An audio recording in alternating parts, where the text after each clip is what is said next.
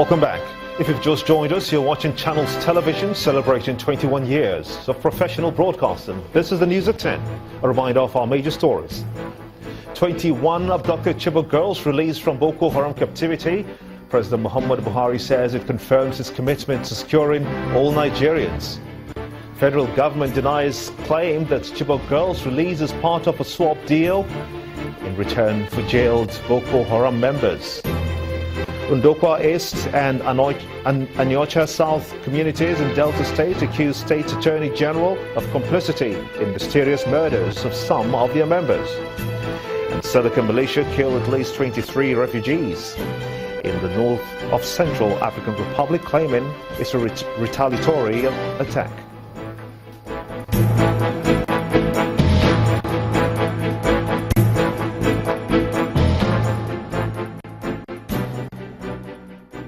Do remember that all our top stories can be found on our website is channelstv.com and on youtube.com/channelsweb.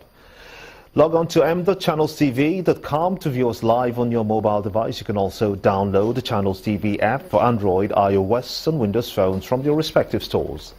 Besides the news and updates, the Channels TV app has an eyewitness feature. We encourage you to use it to share those pictures, videos and news of happenings around you. Just install the app, then tap and swipe to reveal the eyewitness menu and follow the instructions.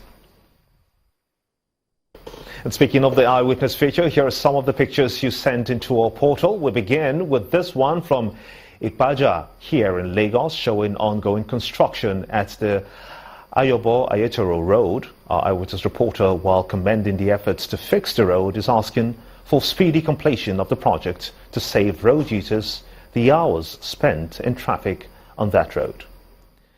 We go now to Ibadan, the Oyo State capital, where we see an image of a flooded road in Oluyole Estate. Our eyewitness reporter says that each time it rains, pockets of floods like this one makes it difficult for residents to access their homes. And this picture comes from River State, showing another flooded road in the Oyimbo area. Our eyewitness reporter attributes this to poor drainage in the neighborhood. Our last pick for today is this picture of loaves of bread displayed on the floor near a gutter, of course, on Airport Road in Port Harcourt, River State.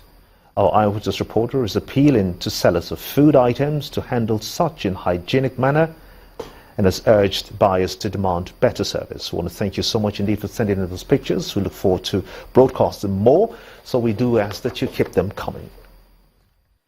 Reactions have been trailing the release of the 21 Chibok girls. Some members of the National Assembly have commended the efforts of the federal government that has led to the release of the girls. The Borno State government, which has been in the eye of the storm over the issue of the release of the girls, gives hope that the remaining girls will also be freed.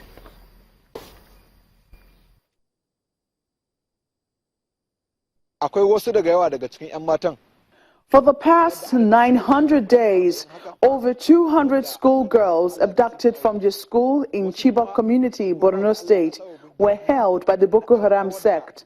On May 17 this year, Amina Nkeki was found wandering around Sambisa Forest and presented to President Muhammadu Buhari. This time, 21 of her classmates have been released. This has elicited reactions from members of the National Assembly. It's not easy to get people that were kidnapped or abducted. It's not easy, but thank God we got them back alive. And I think this is a plus to the President Buhari's administration. And this shows that at least let's give him the support. In whatever capacity, I think he will deliver the goods. It's something that will gladden the heart of every Nigerian, irrespective of tribe, irrespective of political or party inclination. In fact, everybody is very happy, and we must commend the political diplomacy, the political courage, the political negotiation, the political strategy of the President of Nigeria, President Buhari. On his part, Governor Kashim Shettima of Borno State described the release of the 21 Chibok girls as a sign of better days ahead. This is a harbinger of great things to come. The economy will pick up, other girls will be found, there will be peace in the northeast. Peace will come back to the Niger Delta. Issues of cattle rustling will be eliminated, and we shall be one big happy family. The release of these girls sends joy to the hearts of their loved ones, a feeling that many shared with them. And hopefully, the remaining girls still in captivity would share similar emotions soon. In continuation of the discussion of the release of the Chibok girls, Dr. Fumi Akinola, consultant psychiatrist, Federal Neuropsychiatrist Hospital here in Lagos, joins me in the studios. Many thanks indeed for coming on the news at 10. What steps should be taken to rehabilitate the released 21 girls now that the Vice President, Yemi Osinbajo, has pledged rehabilitation? Yes, thank you for having me. I think the most important thing is that these children, these girls, should be attended to by professionals, professionals in the mental health, because, they will have psychological issues, things that happened to them while they were in captivities, and now they're out. They're going to have a lot of emotional issues, cognitive issues, emotional things, and even the way they're going to relate now that they're out of captivity. So they should be attended. I think the first thing is that they should have a medical attention, because we don't know what they went through health-wise. So they should be seen. They should be kept in a safe and secured environment.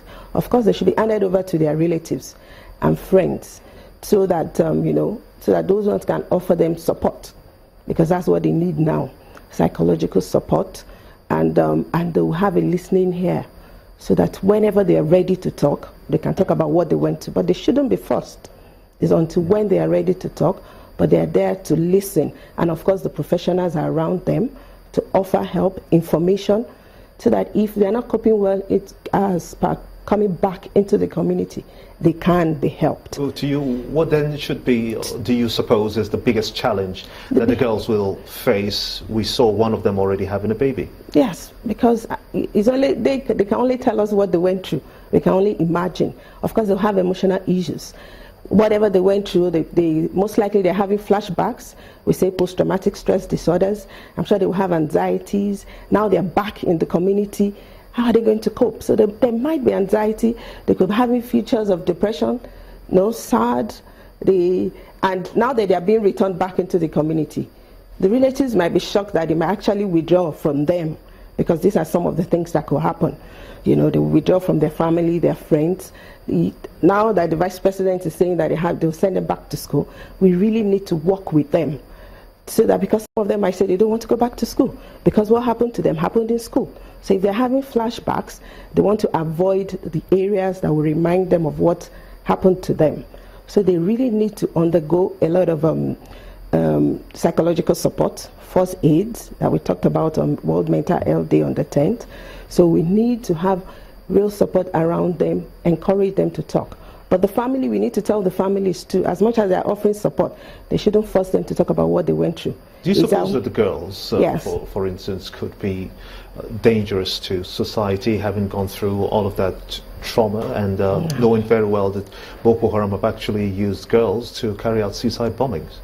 Yes, that's why we need to be around them to support them, to know, so that they tell us. It's because as they begin to talk, we know whether they have been indoctrinated or it's just emotional issues. Like we know, I'm sure they married, some of them. We saw one of them that brought back a child. So we can only imagine what they went through. So until they start talking, we won't actually know whether they have been indoctrinated to believe in their own mission. And then from there, we'll be able to help. The professionals will come in and will offer the appropriate help, psychologically, emotionally, and cognitively, so that whatever they have been taught, they have to unlearn all that. Dr. Fumi Akinola, a consultant psychiatrist, Federal Neuropsychiatric Hospital in Lagos. Many thanks indeed for talking to us here on the news at 10. And shall we shift gears quickly as we take you to our Abuja studios, where Gloria Umezueke is taking us through.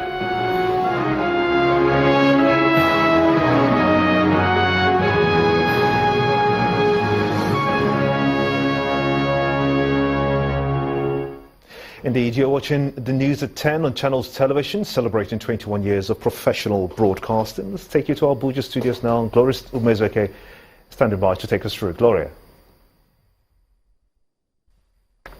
Hello, Gimbar. The Nigerian Bar Association has reiterated its position that the arrests and detention of 2 Supreme Court judges and 5 other justices of the Federal High Court by the Department of State Security Service was unlawful and unconstitutional. The bar warned that the country's judiciary should not be exposed to ridicule by security operatives under the guise of fighting corruption. The president of the association, Mr. Abubakar Mahmood, said this after a meeting of the association with the Attorney General of the Federation and past Attorneys Generals of the Federation. It is not our view, because we have seen communication from the DSS asking the NJC to make available copies of its disciplinary proceedings, and the NJC refused to make available those copies. Now, we believe, or we are of the opinion, that the DSS cannot request for copies of disciplinary proceedings of the NJC. The NJC is not subject to the supervision of the DSS and is not accountable to the DSS. So we don't think it is right for the DSS to request for copies of disciplinary proceedings in order for them to vet to see whether, in fact, the NJC has done its work. The Constitution gives the NJC the sole authority to deal with all disciplinary matters and is not answerable to any other body under the law. So we think that request was not right. If the DSS was not satisfied and it has additional evidence that supports any allegations against any judge, then we think that it should have, through the appropriate channels, brought those complaints or additional information to the NJC. This does not stop criminal investigation, and it does not stop criminal prosecution. But if those criminal investigations or criminal prosecutions will be launched, then it must be launched by the appropriate agency in accordance with due process. When the news at 10 returns, Bank of Industry confirms release of 13 billion naira as part of intervention for Nigeria's textile industry. That's in business news. Please join us here.